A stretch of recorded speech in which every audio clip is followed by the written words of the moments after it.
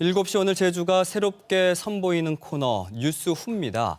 화제가 됐던 뉴스, 그 이후엔 무슨 일이 있었을까? 이런 궁금증을 풀어드릴 코너인데요. 2년 전 여름 간첩죄로 억울한 옥살이를 했던 제주도민 강광보 씨가 31년 만에 재심 끝에 무죄 판결을 받았습니다. 먼저 어떤 사연인지 당시 뉴스부터 함께 보시죠.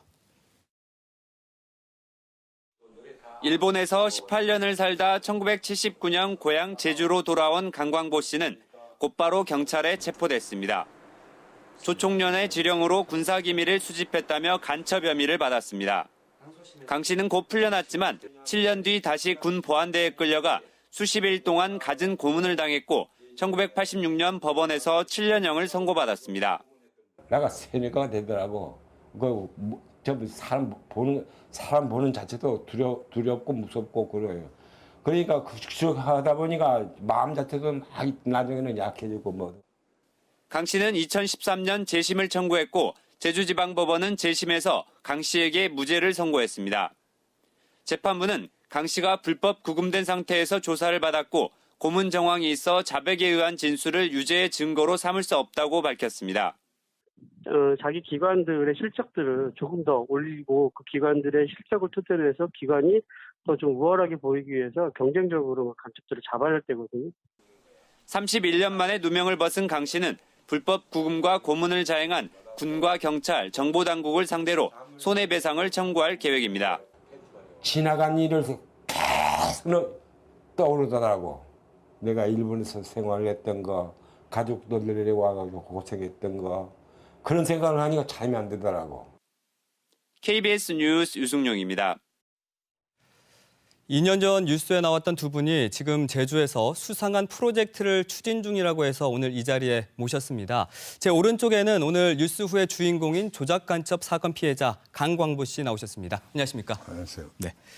자, 그리고 제 왼쪽에는 이 국가폭력 피해자들의 진실을 찾고 상처를 치유하기 위한 시민단체 지금 여기에의 변상철 사무국장 나오셨습니다. 안녕하십니까? 안녕하십니까? 네, 어서 오십시오. 자, 먼저 강 선생님께 여쭙겠습니다. 조금 전에 2년 전 뉴스를 보셨는데 감회가 어떠십니까? 새삼스럽고요. 제가 재심을 통해 무죄를 받았으나 네.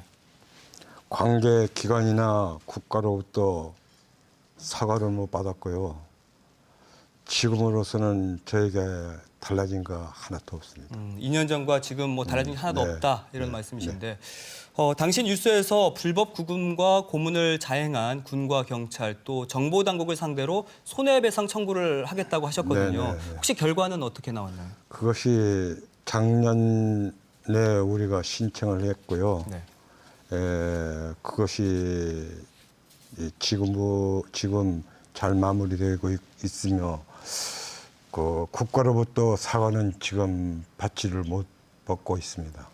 그러니까 이 소송으로 인해서 지금 손해배상금은 받으셨고, 네. 근데 이제 진심 어린 사과는 아직 받지 그렇죠. 못하신 네, 거죠. 네, 네. 이 손해배상금으로 지금 제주에서 네. 수상한 프로젝트를 진행 중이라고 들었습니다. 네, 사실 네. 이 돈 선생님의 행복을 위해서 쓰셔도 될 것 같은데 어떻게 이런 결심을 하시게 됐나요? 그것은 특별한 그 이유는 없고요.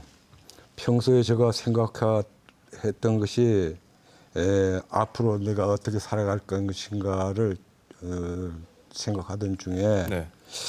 그 국장님이 몇 년 전부터 제주도에 그 기념관을 하나 지어보면 어떻겠다 해가지고 그것을 두 번이나 그 계약해가지고 실패하는 것을 내가 곁에서 바라봤거든요. 네. 그래가지고 내가 그렇다면은 내가 살고 있는 집을 내줄 테니까 여기에 그 기념관을 지어보자 해가지고 짓게 된 것입니다.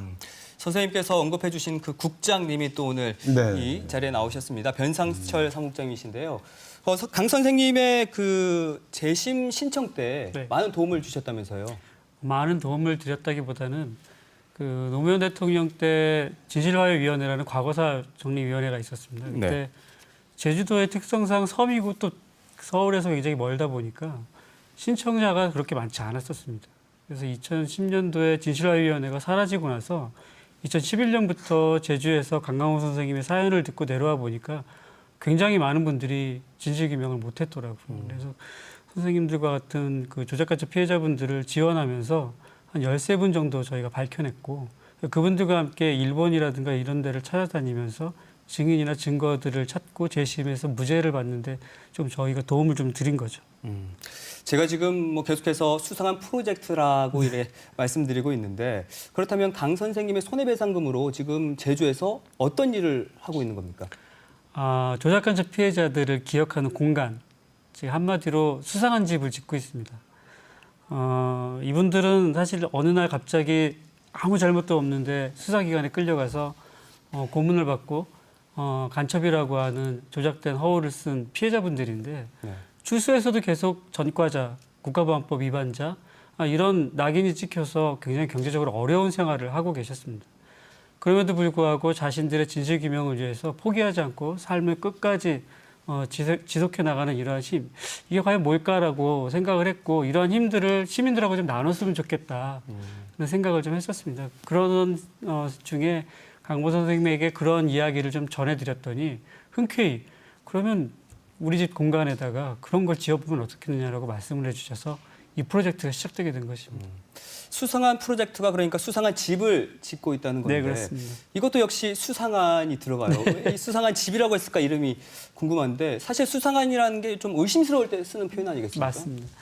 처음에 그 수상한 집 이 기념관의 이름, 기업 공간의 이름을 어떻게 지을 건가 고민을 굉장히 많이 했었는데 이분들은 간첩 피해자, 우리 사회에서 간첩이라고 하면 수상한 사람 아니겠습니까? 네. 이 수상한 사람이 거주를 하고 있는 집, 그러니까 즉 간첩이 거주하고 있으니까 수상한 집이 되겠죠.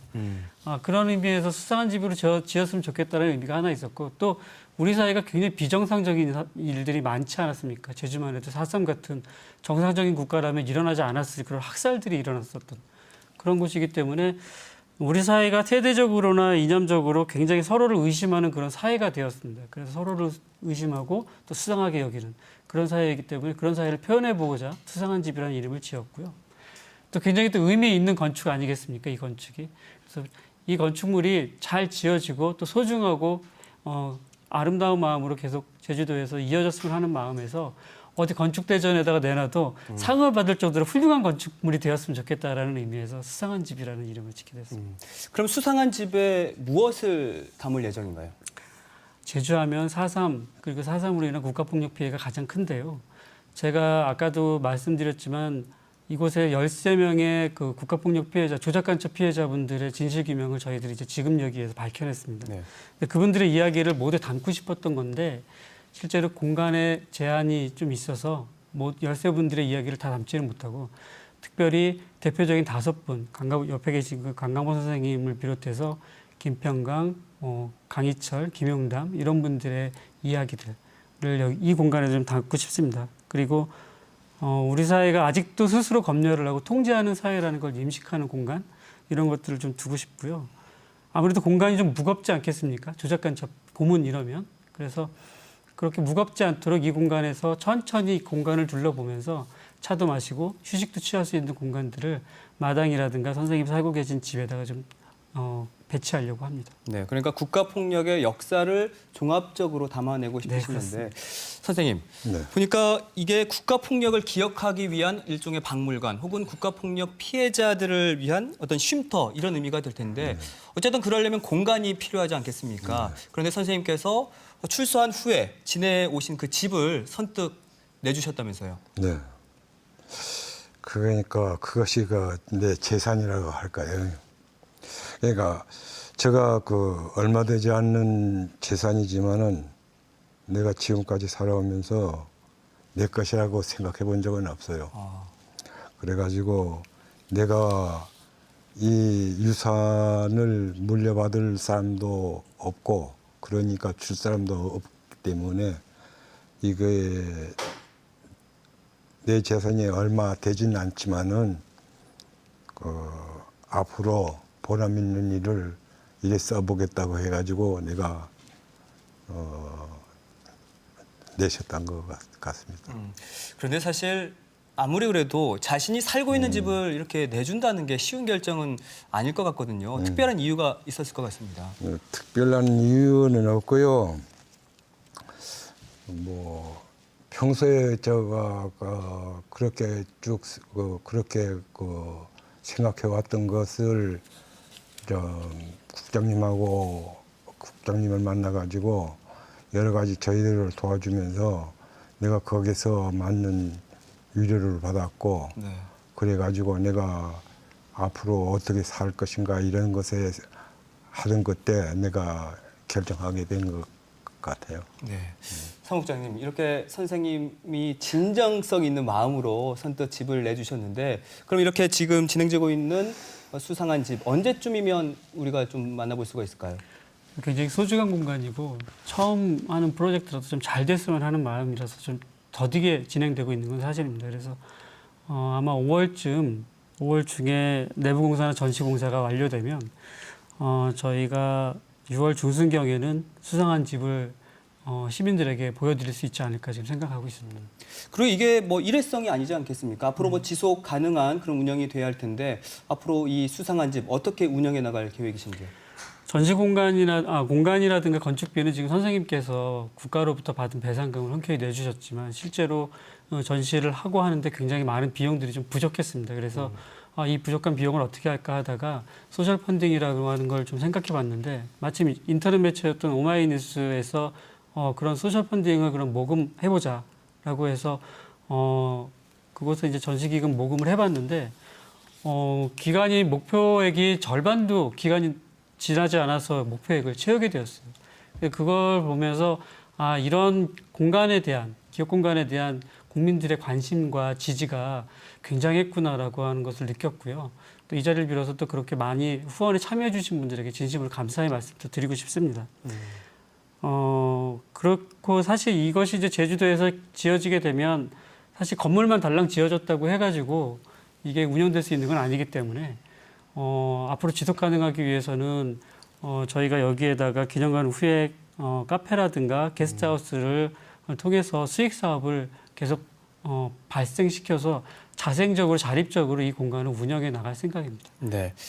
강강원 선생님, 이제 이 수상한 집이 빠르면 5월 말, 또 어쨌든 6월이면 우리가 만나볼 수가 있을 텐데 어떤 분들이 이 수상한 집에 좀 찾아오셨으면 좋겠습니까?